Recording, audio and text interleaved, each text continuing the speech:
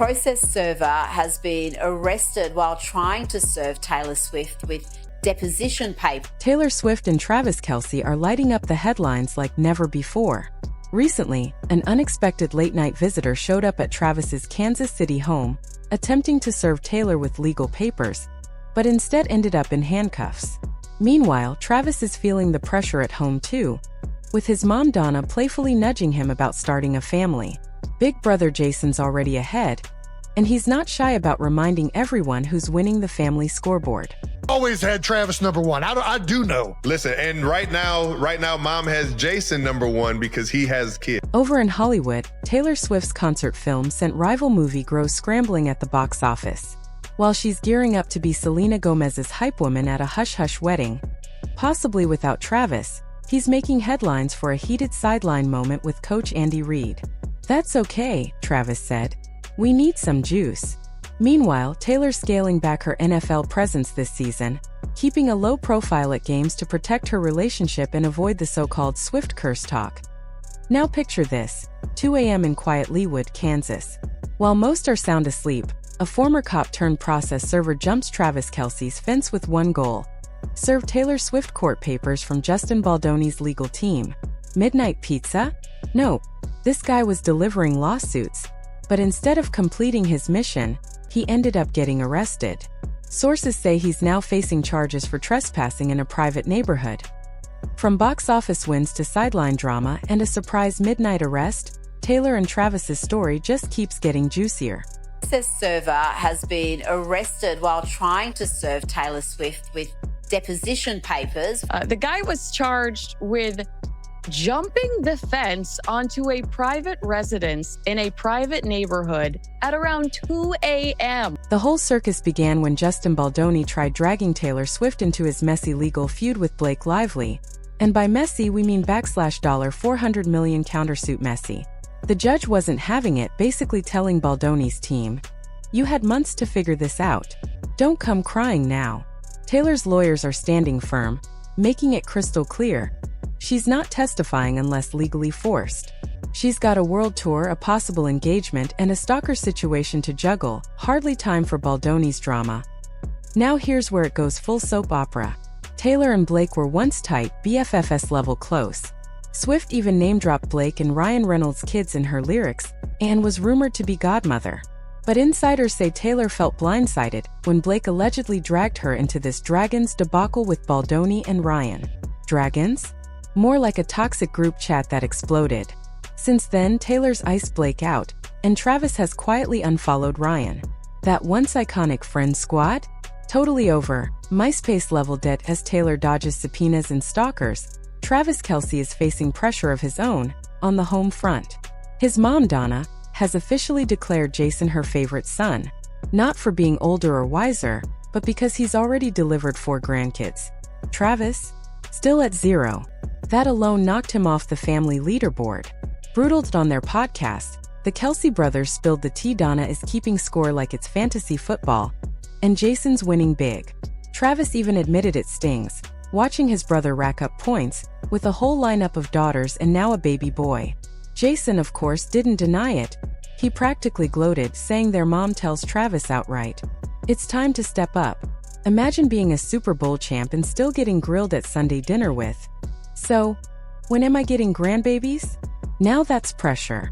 Had Travis number one. I do know. Listen, and right now, mom has Jason number one because he has kids.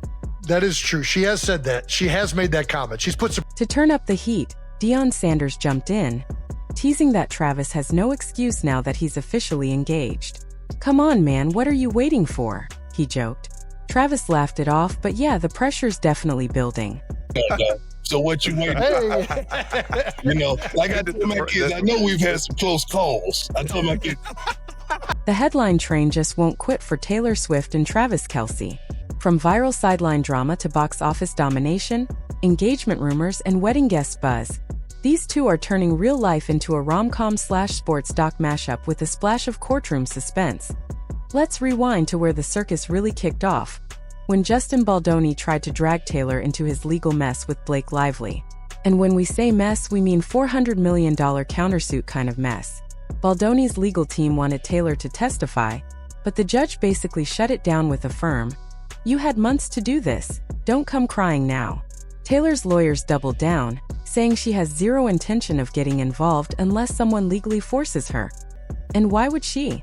Between a global tour, a high-profile engagement, and an ongoing stalker situation, Taylor doesn't exactly have afternoons free for Baldoni's Dragons and Drama saga. That's right, dragons. What sounds like a rejected Game of Thrones spin-off is actually more of a flaming group chat gone wrong. Insiders say Taylor and Blake were once ride-or-die BFFs. Swift even name-dropped Blake and Ryan Reynolds' kids in her lyrics, rumored to be godmother and all. But that friendship reportedly imploded when Taylor felt used, roped into a fight that wasn't hers. Since then, the once iconic Swift-Reynolds lively clique has flatlined. Travis has unfollowed Ryan. Taylor's iced Blake out. It's MySpace dead. While Taylor's been dodging subpoenas, Travis Kelce has had his own family pressure. Namely, Donna Kelce's grandma agenda. Yep, Donna has crowned Jason Kelce the golden child. Not for his Super Bowl ring or podcast fame, but because he's already delivered 4 grandkids. Travis? Still batting 0. And in the Kelce family scoreboard, that's enough to knock him off the leaderboard entirely. On the brothers' podcast, the tea was spilled. Donna is keeping score like it's fantasy football. Travis admitted the truth hurts. Jason's got a full lineup of heirs and a brand new baby boy. Jason didn't deny it.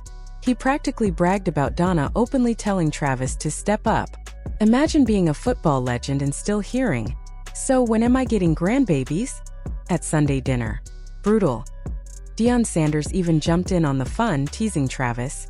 "You're engaged now, what's the hold-up?" Travis laughed it off, but the pressure is very real. And speaking of Donna, she's already deep in scrapbook mode. Sources say she's hoarding engagement mementos like a sentimental ninja. Photos, dried flowers, handwritten notes, maybe even the rose petals from the proposal. At this rate, she could open a Swift Kelce museum. And let's be honest, Donna's a full-on Swiftie herself. She's glued to every podcast episode, calling them loving and authentic. Translation: she's already planning TikToks with Taylor once the grandbabies arrive. Meanwhile, Taylor's not just making wedding plans, she's wrecking Hollywood release calendars. AMC launched a surprise party for her Showgirl concert film, and the ripple effect was instant. Competing films scrambled to avoid a box office beatdown. The first to blink? A cozy family flick called Grow, which quietly shuffled its October 3rd release date back 2 weeks. The film features giant pumpkins, a quirky cast, and a little girl obsessed with autumn. It's basically peak fall vibes, the movie. It also stars the new Harry Potter actor, alongside Nick Frost as a Hagrid-style mentor. Potterheads were buzzing, until Swift Nation dropped the mic. With Showgirl pre-sales topping $15 million in a single day, studios are officially in survival mode. AMC scored its 6th biggest pre-sale day ever thanks to Swift. Forecasts are now predicting a $30 to $50 million opening weekend for a 1-week theatrical run. Those are Marvel numbers. But instead of capes, it's sequins and backup dancers. Other studios are holding their ground for now. Dwayne "The Rock" Johnson and Emily Blunt are still set to release The Smashing Machine on October 3. Disney's even dusting off Avatar: The Way of Water for a re-release. But good luck to them. Competing with Taylor Swift is like trying to outsing a marching band in a library. Back on the social front, Taylor might soon be switching roles from pop queen to wedding hype woman. Word is, Selena Gomez is preparing to marry Benny Blanco in a super-secret Montecito ceremony. The guest list is under lock and key, and the venue is so top secret that guests will be shuttled in like blindfolded contestants on The Amazing Race. Wedding edition. Taylor is reportedly planning to attend, possibly solo. Travis might be stuck at Arrowhead, facing off against the Baltimore Ravens the next day. NFL schedules are officially third-wheeling the celebrity squad. When Selena and Benny announced their engagement last December, Taylor jokingly volunteered to be the flower girl. Imagine that, 35-year-old Taylor Swift, international superstar, tossing petals and heels like it's Coachella. Whether that's happening or not is still unclear, but you can bet Taylor will be front and center, bouquet or not. Travis? Not so much. Chiefs curfew rules are stricter than your grandma's house. Unless Travis figures out how to teleport, he's probably benched for bouquet duty. That said, never count Taylor out when it comes to wild scheduling stunts. She literally flew from Japan mid-tour to make the Super Bowl. If anyone can time jump like Doctor Strange, it's her. Still, odds are slim we'll see a 6 feet 5 inches tight end tearing up Selena's dance floor. As for Selena, she's living her fairy tale. She met Benny in 2019, went public in 2023, and was flashing the ring by December 2024. Taylor was one of the first to comment, cheering her on with full ride-or-die energy. Jennifer Aniston, Lily Collins, and even Gordon Ramsay chimed in with congrats. This wedding is already a pop culture moment in the making. While Taylor's PR. This wedding is already a pop culture moment in the making. While Taylor's prepping for flower girl potential, Travis has been making headlines for something way less romantic, a sideline scuffle with Chiefs coach Andy Reid. During a routine 22-9 win over the Giants, cameras caught Travis and Coach Reid in a heated chest-to-chest moment that looked more WWE than NFL. Fans were split. Some called it passion. Others said Travis's focus is slipping. Sources say Coach Reid wasn't thrilled with Travis's early game energy and hit him with the verbal equivalent of a dad lecture. "Pick it up, son." That sideline shove may have looked dramatic, but it's not new. Reid and Kelce have a long history of fiery sideline exchanges, even during Super Bowls. They always squash it later. No hard feelings, just football heat. Reid later laughed it off, tossing out his trademark "that's okay," like nothing happened. But when you're one half of the world's most watched couple, every eye roll and elbow bump becomes instant headline fuel. To Chiefs fans, it wasn't just football. It was bonus drama with their Sunday win. And while the world replays that viral sideline moment, Taylor is quietly rewriting her own NFL playbook. Gone are the days of strutting into Arrowhead like it's her World Tour encore. This season, she's slipping into games behind tinted screens and under the radar. Fans are debating if it's for safety, but insiders say it's more about protecting the relationship. Taylor doesn't want her romance turning into a reality show. Not every kiss, glance, or high five needs a million likes. To the end of the day, Swift and Kelce know they're playing two very different games. One on the field, the other under the brightest spotlight on earth.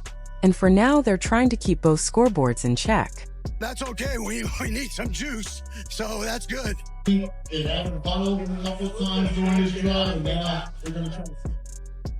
Think about it, the last two NFL seasons felt like a rom-com with shoulder pads.